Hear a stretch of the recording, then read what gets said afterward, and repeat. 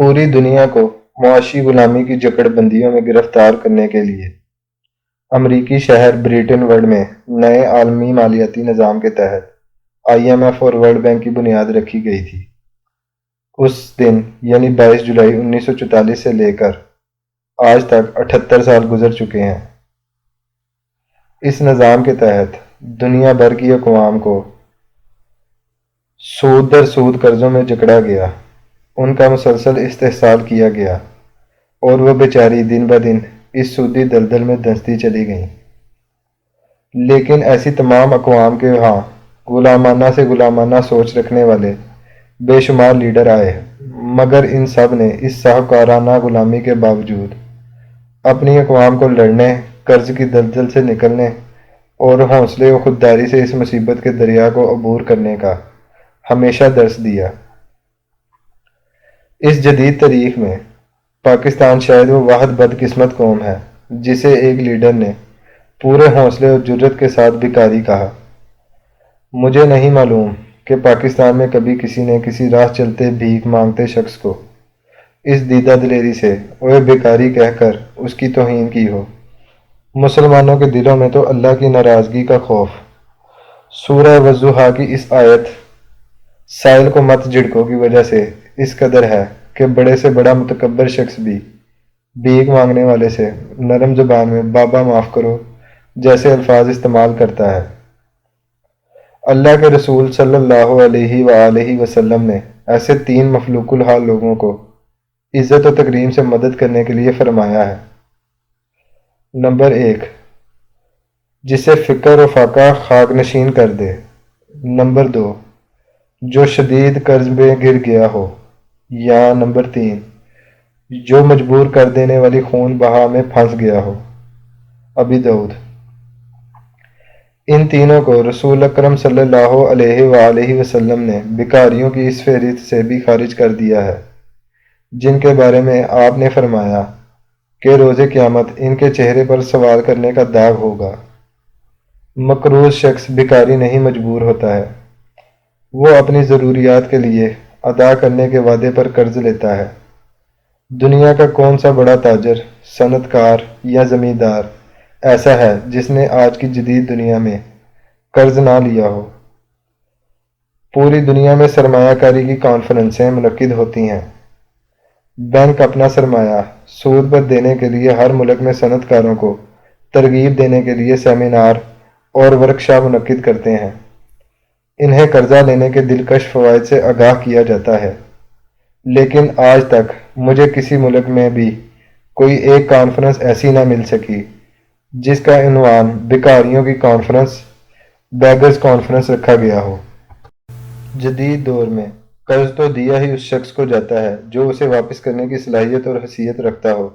اس کی حیثیت کا تعین چھان پٹک کر کیا جاتا ہے، جسے بنکاری کی زبان میں ضمانت کہتے ہیں، یعنی مقروض کی وہ جائیداد یا ملکیت جسے ادارے اس شرط پر گروی رکھتے ہیں کہ قرض ادا نہ کرنے کی صورت میں اسے ضبط کر لیا جائے۔ دنیا بھر میں ملکی قرضہ ہو یا انفرادی قرضہ، اس کی گروی شدہ جائیداد کی قیمت اس قرضے سے ہمیشہ زیادہ ہوتی ہے۔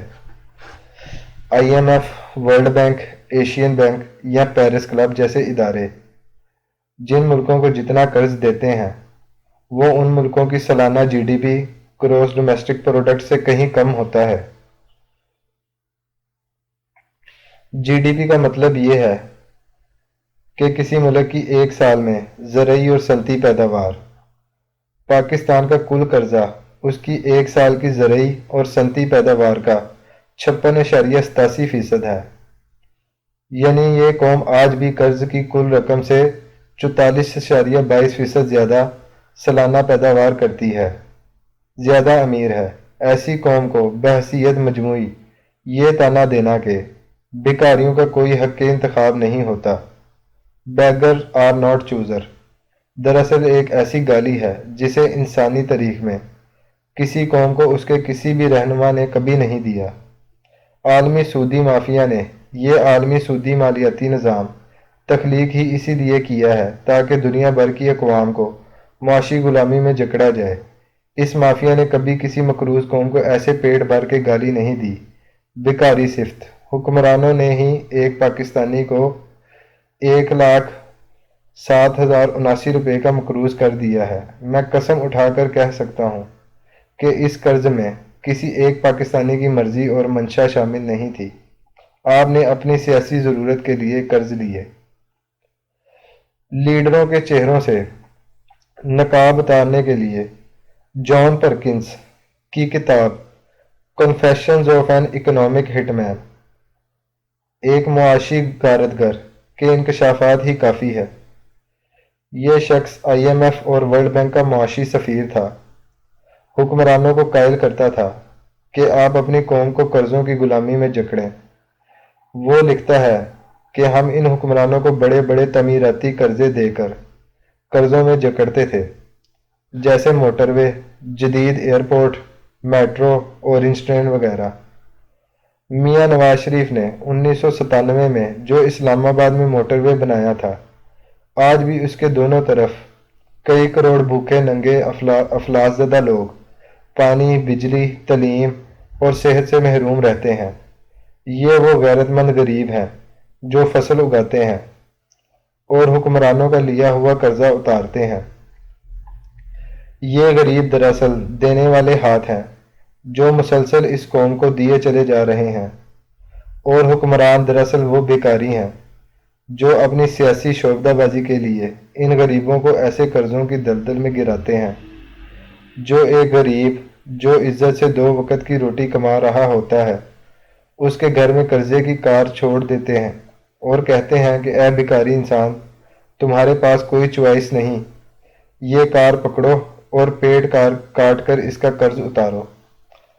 دراصل IMF اور ورلڈ بینک یہ گالی اس قوم کو دینے کی مدتوں سے خواہش رکھتا ہے، لیکن خوف سے کہہ نہیں سکتا۔ انگریز حکمران بر صغیر کے مسلمانوں کو گداگر سمجھتے تھے، لیکن کہتے نہیں تھے۔